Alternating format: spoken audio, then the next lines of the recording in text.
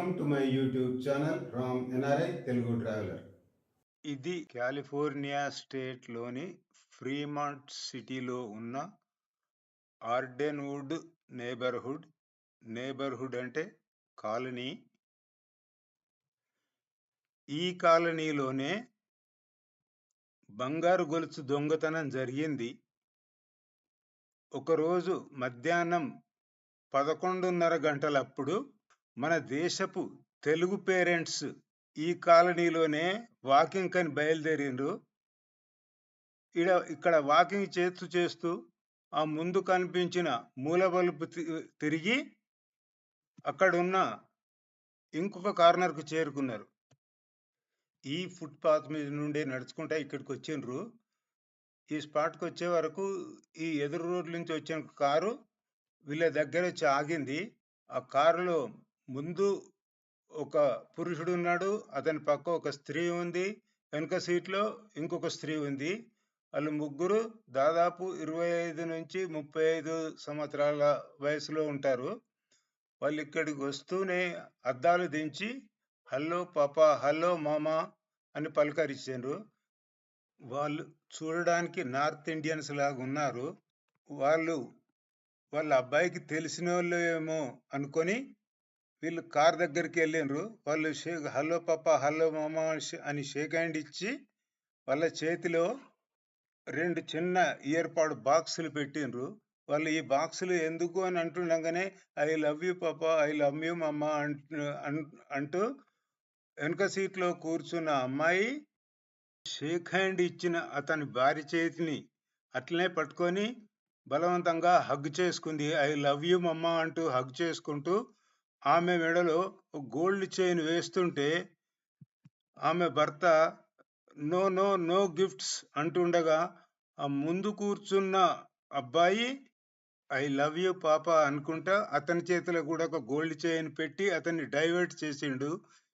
ఈలోపు ఆ వెనుక సీట్లో ఉన్న అమ్మాయి ఆంటీని హగ్ చేసుకుంటూనే ఆమె మెడలో ఒక గోల్డ్ చైన్ వేసింది.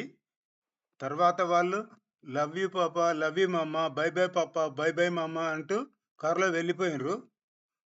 వాళ్ళు వెళ్ళిపోయిన తర్వాత ఈ పేరెంట్స్కి అసలు ఏం అర్థం కాలేదు అప్పటికి కూడా. తర్వాత ఒక నిమిషం తర్వాత వీళ్ళు ఎవరు, ఎందుకు వేసిండ్రు గోల్డ్ చైన్ అని ఆమె తన మెడలోని వాళ్ళు వేసిన గోల్డ్ చైన్ తీసి చూసుకుంటే ఆమె మెడలోని ఒరిజినల్ బంగారు గొలుసు లేదు, మంగళసూత్రం లేదు. అంటే వాళ్ళు ఈమె మెడలో గొలుసు వేస్తున్నప్పుడే ఒరిజినల్ బంగారు గొలుసును కట్ చేసి తీసుకొని పోయినరు. వాళ్ళు పోయే వరకు కూడా వీళ్ళకు ఆ విషయం తెలియదు. అసలు దొంగతనం జరిగింది, గొలుసు పోయింది అనేది వాళ్ళు వెళ్ళిపోయిన 1-2 నిమిషాల తర్వాత వీళ్ళు గుర్తించిండ్రు. అట్లా తెలియకుండా వాళ్ళు గోల్డ్ చైన్ కట్ చేసి తీసుకొని పోయినరు. దాదాపు 3 తులాల గొలుసు, 1/2 తులం మంగళసూత్రాలు, మొత్తం 3.5 తులాల బంగారం పోయింది. వెంటనే వాళ్ళు 911కు ఫోన్ చేసిండ్రు. అమెరికాలో 911 అనేది ఎమర్జెన్సీ నంబరు. ఏదైనా యాక్సిడెంట్ జరిగినా, లేకుంటే ఫైర్ యాక్సిడెంట్ అయినా, ఏ నేరం జరిగినా ఫస్ట్ 911 అనే ఎమర్జెన్సీ నెంబర్కే ఫోన్ చేస్తారు. ఫోన్ చేయగానే వాళ్ళు ఫస్ట్ అడిగిన ప్రశ్న అడ్రస్ చెప్పమన్నారు. అమెరికాలో ప్రతి రోడ్డుకు ఒక పేరు ఉంటుంది. అక్కడ ఉన్న రోడ్డు పేరు, ఆ దగ్గరలో ఉన్న ఇంటి నెంబర్ చెప్తే వాళ్ళు నోట్ చేసుకొని మిగతా డీటెయిల్స్ అడుగుతున్నారు. కార్లు వచ్చిండ్రా, ఏ కలర్ కారు అని, ఎంతమంది ఉన్నారు అని కొన్ని డీటెయిల్స్ వాళ్ళు అడిగి నోట్ చేసుకుంటున్నారు. అతను ఫోన్లో మాట్లాడుతూ ఉండగానే ఒక పోలీస్ కార్ వచ్చింది. పోలీస్ కార్ వచ్చిందని తెలుసుకొని మిగతా డీటెయిల్స్ అన్ని పోలీస్ కార్కి చెప్పమని వాళ్ళు అప్పుడు ఫోన్ డిస్కనెక్ట్ చేసిండ్రు. ఎమర్జెన్సీకి ఫోన్ చేసిన దాదాపు 2 నిమిషాల లోపే పోలీసులు వచ్చిండ్రు. ఆ ఫోన్ పెట్టేక ముందే పోలీస్ కార్ వచ్చింది. తర్వాత ఇంకా 2 పోలీస్ కార్లు వచ్చినాయి. వాళ్ళు మొత్తం డీటెయిల్స్ నోట్ చేసుకున్నారు. ఎంతమంది ఉన్నారు, వాళ్ళ ఏజ్ గ్రూప్ ఎంత, వాళ్ళు ఏ దేశం వాళ్ళు, వాళ్ళ కలర్ ఏంటిది, వాళ్ళ ఐస్ కలర్ ఏంటిది, వాళ్ళ హెయిర్ కలర్ ఏంటిది, వాళ్ళు ఏ లాంగ్వేజ్ మాట్లాడినరు, తర్వాత వాళ్ళ కార్ డీటెయిల్స్ కూడా అడిగిండ్రు. వాళ్ళు ఏ కలర్ కార్లు వచ్చిండ్రు, కారు ఏ మేకు, అది ఏ టైప్ కారు, ఎస్యూవియా, సెడానా, హ్యాచ్ బ్యాకా అని చాలా డీటెయిల్స్ అడిగి అన్ని నోట్ చేసుకున్నారు. ఇంకా చాలా డీటెయిల్స్ అడిగినరు.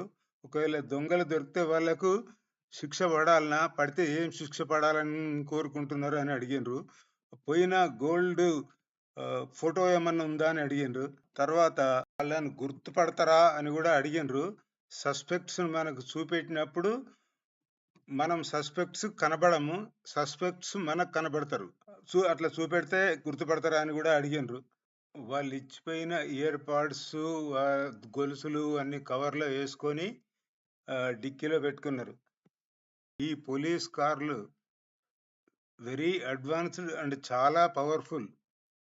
దాంట్లో కంప్యూటర్లు ఉన్నాయి, దాంట్లో చాలా డీటెయిల్స్ ఉన్నాయి. కొంతమంది సస్పెక్ట్ల ఇమేజెస్, వాళ్ళు ఉపయోగించే వెహికల్స్, చాలా డీటెయిల్స్ ఉన్నాయి వాళ్ళ కంప్యూటర్లలో. ఒక కారు ఇమేజ్ చూపెట్టి కారు ఇదేనా, ఇటువంటిదేనా అని కూడా కనుక్కున్నారు. కానీ ఈ కపుల్ వాళ్ళకు ఏం డీటెయిల్స్ చెప్పలేకపోయినారు. ఎందుకంటే దొంగతనం జరిగిందని వాళ్ళు పోయేదాకా తెలియదు వీళ్ళకి. వాళ్ళు పోయిన తర్వాత తెలిసింది కాబట్టి వాళ్ళు కారు నంబర్ చూడలేదు, కారును కలరు గుర్తుపెట్టుకోలేదు, కారు మేకు చూడలేదు. అందుకనే వాళ్ళకి ఏం డీటెయిల్స్ చెప్పలేకపోయినారు. అన్ని డీటెయిల్స్ నోట్ చేసుకొని పోలీసు వెళ్ళిపోయారు.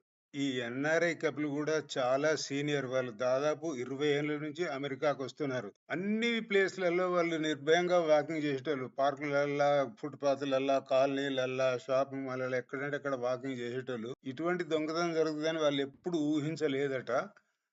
మామూలుగా బెదిరించి గన్ను చూపించి దొంగతనం జరుగుతుందని తెలుసు కానీ ఇట్లా తెలియకుండానే బంగారం కొట్టేస్తారని ఎప్పుడు ఊహించలేదని చెప్పిండ్రు. ఇక్కడ స్ట్రీట్లలో సీసీ కెమెరాలు లేవు. ఇండ్ల ముందు ఓనర్లు పెట్టుకున్న కెమెరాలు ఉన్నాయి. అవి కూడా సెన్సార్ బేస్డ్ కెమెరాస్. ఎవరన్నా అలికిడి కలిగినా, ఎవరన్నా వచ్చినా అవి రికార్డ్ చేస్తాయి, లేకుంటే రికార్డ్ చేయవు. రోడ్ల మీద కెమెరాలు, జనరల్ కెమెరాలు లేవు. ఇండియన్ పేరెంట్స్ కూడా వాళ్ళను ఇండియన్స్ అనుకొని నమ్మి కార్ దగ్గరకు పోయినారు కానీ వేరే లేకుంటే పోకపోదురట. ఈ దొంగతనం జరిగిన నెక్స్ట్ డే పోలీస్ మళ్ళా వీళ్ళ ఇంటికి వచ్చి వీళ్ళను ఐడెంటిఫికేషన్ పరేడ్కు తీసుకొని పోయినరు. వాళ్ళని అక్కడ సస్పెక్ట్ను చూపెట్టినరట. వాళ్ళు కాదని తెలుసుకొని వాళ్ళని మళ్ళీ ఇంటి దగ్గర డ్రాప్ చేసిపోయినరు. Thanks for watching. Ram NRI Telugu traveller, a senior citizen.